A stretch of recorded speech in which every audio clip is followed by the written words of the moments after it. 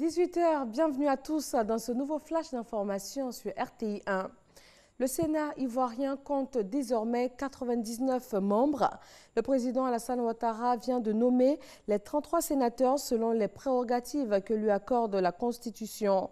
Les 66 premiers sénateurs avaient été élus au terme des sénatoriales tenues le 24 mars 2018. Cette information vient du Conseil des ministres de ce mercredi. Il a également été marqué par l'adoption de 2 décrets dans le secteur de la santé.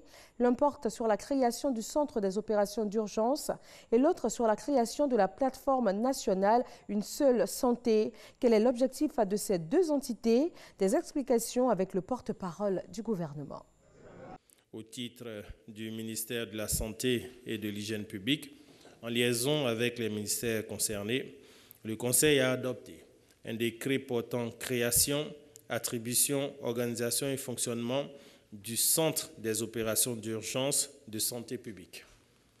Le Centre des opérations d'urgence de santé publique est un espace de surveillance intégré des maladies et de riposte qui réunit des compétences pluridisciplinaires et multisectorielles destinées à la coordination de l'information et des ressources en vue de supporter les activités de gestion des urgences, des événements et de santé publique.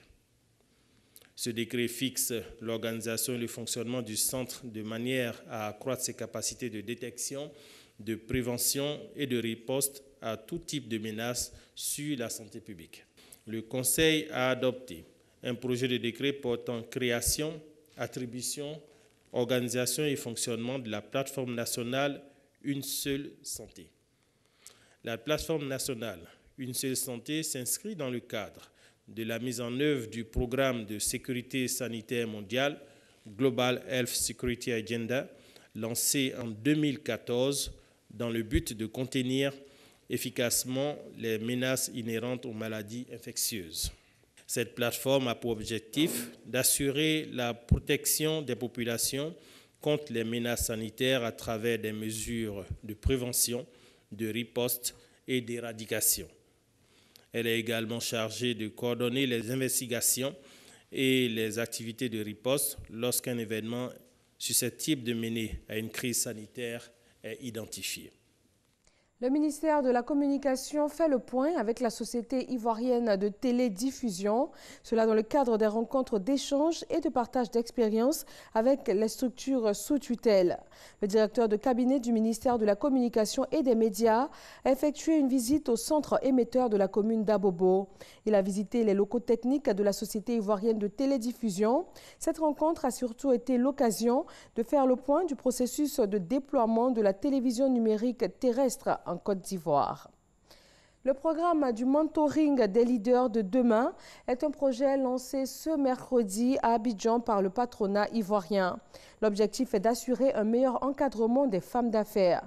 La commission promotion de l'entrepreneuriat national de la Confédération générale des entreprises de Côte d'Ivoire a créé ce projet spécialement à l'attention d'une classe de jeunes femmes dynamiques et déjà lancées dans l'entrepreneuriat, ayant exprimé le même besoin, celui d'être accompagnées et soutenues par des femmes leaders.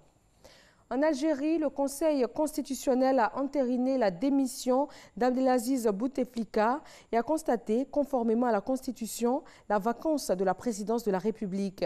Ensuite, cette démission va être présentée devant les 2 chambres du Parlement qui doivent l'approuver aux 2 tiers des votants. Le Conseil de la Nation va donc assurer l'intérim pendant 90 jours qui vont permettre de fixer une date pour la prochaine élection présidentielle. Sur le dossier du Brexit, la première ministre britannique Theresa May rencontre le chef de l'opposition travailliste Jeremy Corbyn ce mercredi. Il est question de trouver un compromis sur le Brexit afin d'éviter une sortie de l'Union européenne sans accord à la date du 12 avril prochain. Le président américain Donald Trump menace de fermer sa frontière sud si le Mexique continue à laisser passer sur son territoire les migrants illégaux qui vont vers les États-Unis.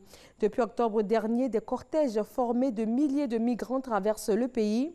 Une nouvelle caravane de 350 personnes s'est mise en marche le 1er avril. Le 23 mars dernier, c'était 2000 migrants centra-américains qui prenaient la route vers les États-Unis d'Amérique.